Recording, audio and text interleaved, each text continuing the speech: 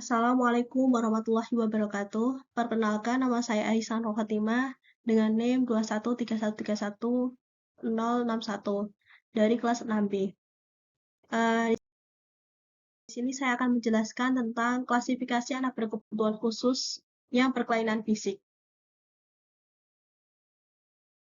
Anak berkebutuhan khusus atau ABK merupakan anak yang memiliki ciri yang berbeda dengan anak-anak pada umumnya. Mereka mengalami hambatan dalam pertumbuhan dan perkembangannya. Anak berkebutuhan khusus merupakan jenis gangguan yang dapat terjadi pada siapa saja, khususnya pada balita, sehingga peran orang tua sangat diperlukan dalam mengalami pertumbuhan dan perkembangan anaknya. Salah satunya yaitu dengan mengidentifikasi atau mengenali jenis dan karakteristik anak berkebutuhan khusus. Identifikasi anak berkebutuhan khusus diperlukan agar keberadaan mereka dapat diketahui sedini mungkin, sehingga selanjutnya orang tua itu dapat melakukan tindakan apa yang seharusnya dilakukan dalam menghadapi anak yang teridentifikasi dan dapat melakukan pelayanan yang sesuai dengan kebutuhan anak. Membicarakan anak-anak berkebutuhan khusus, sesungguhnya banyak sekali variasi dan derajat kelainan. Ini mencakup anak-anak yang mengalami kelainan fisik, mental intelektual, dan sosial emosional, maupun masalah akademik. Kita ambil contohnya anak-anak yang mengalami kelainan fisik saja, yaitu ada anak yang tunanetra, tunarungu, dan tunadaksa atau cacat tubuh dengan berbagai derajat kelainannya. Ini adalah dengan cara nyata dapat dengan mudah dikenali. Yang selanjutnya yaitu klasifikasi anak berkebutuhan khusus berkelainan fisik. Kelainan fisik adalah kelainan yang terjadi pada satu atau lebih organ tubuh tertentu. Akibat kelainan tersebut timbul suatu keadaan pada fungsi fisik dan tubuhnya tidak dapat menjalankan tugas secara normal. Tidak berfungsinya anggota fisik terjadi pada yang pertama, itu kelainan pada alat indera fisik seperti indera pendengaran, tunarungu, terus indera penglihatan atau tunanetra, dan fungsi organ bicara atau tunawicara.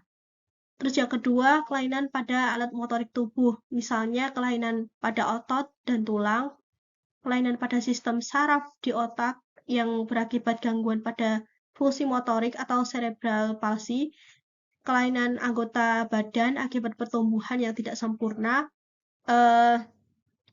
misalnya lahir tanpa tangan atau kaki, amputasi, dan lain-lain. Untuk kelainan pada alat motorik tubuh ini dikenal dalam kelompok tunadaksa.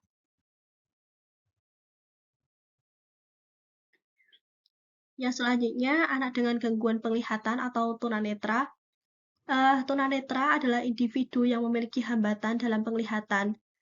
Tunanetra dapat diklasifikasikan ke dalam dua golongan, yaitu yang pertama buta total atau blind, dan yang kedua tunanetra berat atau low vision.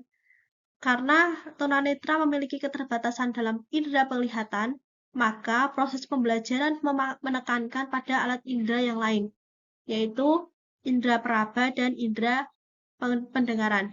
Oleh karena itu, prinsip yang harus diperhatikan dalam memberikan pengajaran kepada individu yang tunanetra adalah media yang digunakan harus bersifat taktual dan bersuara. Contohnya adalah penggunaan tulisan braille, gambar timbul, benda model, dan benda nyata. Sedangkan media yang bersuara adalah tape recorder dan peranti lunak. Karakteristik anak tunanetra yang pertama mungkin mengalami keterlambatan dalam perkembangan motorik visual karena mereka belajar tentang dunia melalui indera selain penglihatan. Seperti yang dijelaskan tadi, yaitu dengan indera peraba dan indera pendengaran.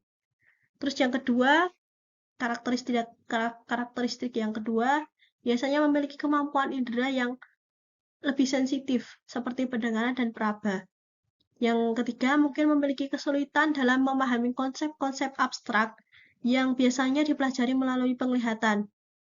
Terus yang keempat, anak tunanetra sama seperti anak lainnya, memiliki potensi dan kemampuan yang bisa dikembangkan. Pendidikan anak tunanetra Yang pertama, anak tunanetra memerlukan pendidikan khusus yang disesuaikan dengan kebutuhan mereka.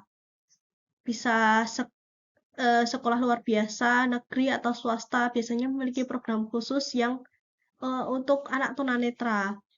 Guru SLB biasanya terlatih dalam menggunakan metode pengajaran khusus untuk anak tunanetra, seperti menggunakan media braille, audiovisual teaching materials, dan alat bantu lainnya. Terus yang selanjutnya, yaitu anak dengan gangguan pendengaran atau tunarungu. Nah, anak tunarungu adalah anak yang mengalami gangguan pendengaran, baik sebagian maupun keseluruhan. Gangguan pendengaran ini dapat mempengaruhi kemampuan mereka untuk mendengar dan memahami suara, sehingga berdampak pada komunikasi dan perkembangan bahasa mereka.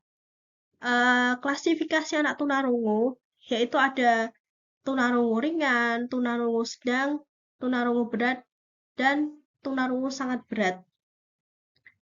Untuk yang pertama, tunarungu ringan, yaitu adalah gangguan pendengaran ringan menyebabkan kesulitan mendengar suara lirik atau percakapan pada jarak jauh. Terus yang kedua, yaitu tunarungu sedang, adalah gangguan pendengaran sedang menyebabkan kesulitan mendengar percakapan normal tanpa alat bantu dengar. Untuk yang ketiga, yaitu tunarungu berat. Gangguan pendengaran berat menyebabkan kesulitan mendengar pembicaraan nyaring sekalipun dan mungkin hanya bisa mendengar suara keras atau bising.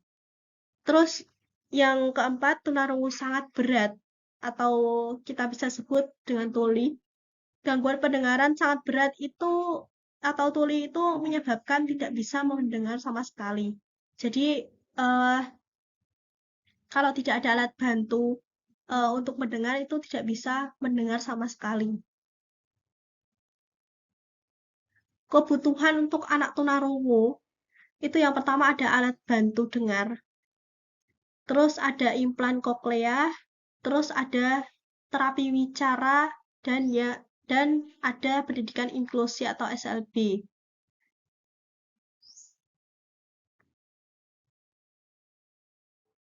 Untuk yang selanjutnya yaitu anak tunawicara.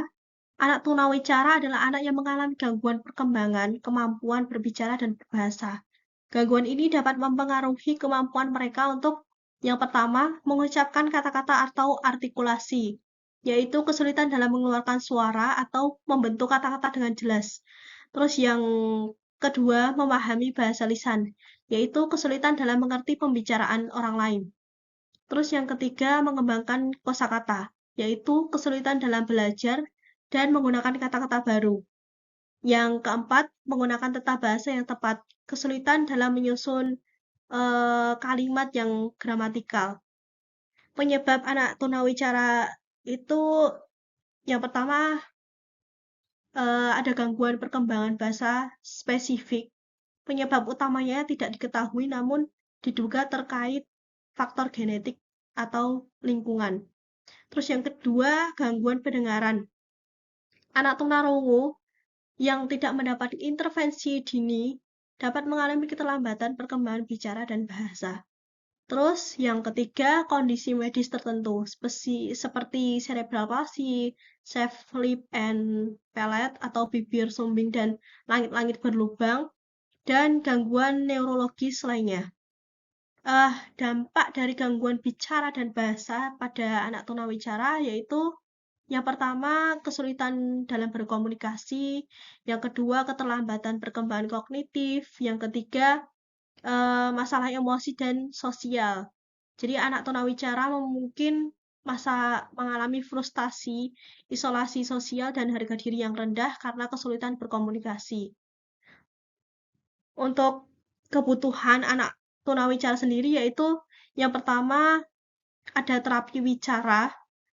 Itu dapat membantu anak tunawicara dalam mengembangkan kemampuan berbicara dan berbahasa serta memperbaiki gangguan komunikasi yang mereka alami. Terus yang kedua, pendidikan inklusi atau SLB. Anak tunawicara bisa bersekolah di sekolah reguler atau inklusi dengan pendampingan guru pembimbing khusus atau di sekolah luar biasa khusus tunawicara. Terus yang ketiga, Dukungan keluarga dan lingkungan. Lingkungan yang penuh kasih sayang dan sahabat dapat membantu anak tunawicara mereka diterima dan percaya diri dalam komunikasi. Terus, ya selanjutnya anak dengan gangguan anggota gerak atau tunadaksa. Anak tunadaksa adalah anak yang mengalami kelainan atau cacat menetap pada alat gerak, seperti tulang, sendi, dan otot, yang menyebabkan keterbatasan gerak dan fungsional. Penyebab anak tunadaksa bisa berasal dari faktor seperti bawaan, terus infeksi, kecelakaan, penyakit degeneratif, dan faktor lain seperti gangguan metabolisme dan penggunaan obat tertentu selama kehamilan. Derajat keparahan tunadaksa yaitu ada yang pertama ada tunadaksa ringan, yaitu keterbatasan gerak ringan, biasanya masih bisa melakukan aktivitas sehari-hari secara mandiri. Terus yang kedua, tunadaksa sedang, yaitu keterbatasan gerak yang lebih signifikan, mungkin memerlukan alat bantu seperti tongkat atau kursi roda untuk beraktivitas. Terus yang ketiga, ada tunadaksa berat, keterbatasan gerak yang berat memerlukan bantuan orang lain atau alat bantu khusus untuk beraktivitas sehari-hari. Dampak kondisi tunadaksa pada anak, yaitu yang pertama, keterbatasan aktivitas fisik. Jadi anak tunadaksa mungkin mengalami kesulitan dalam melakukan aktivitas sehari-hari seperti mandi, makan, dan berpakaian.